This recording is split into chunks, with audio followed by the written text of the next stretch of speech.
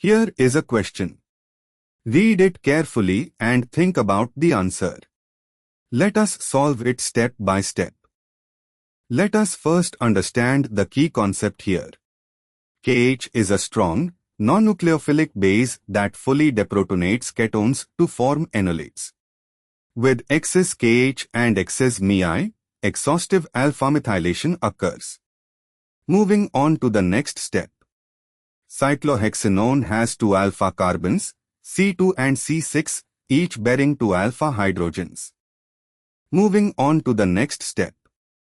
KH deprotonates cyclohexanone at an alpha carbon, C2, to form the enolate, which reacts with Mi to give 2-methylcyclohexanone.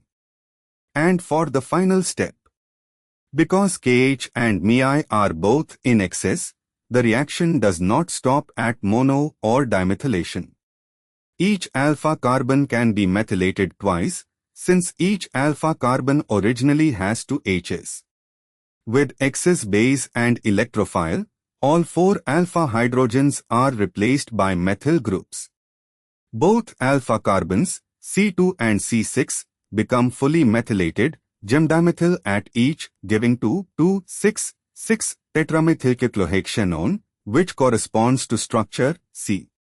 A 2,6-dimethylcyclohexanone would result from only one methylation at each alpha carbon. This would require controlled, 1-equiv, conditions, not excess.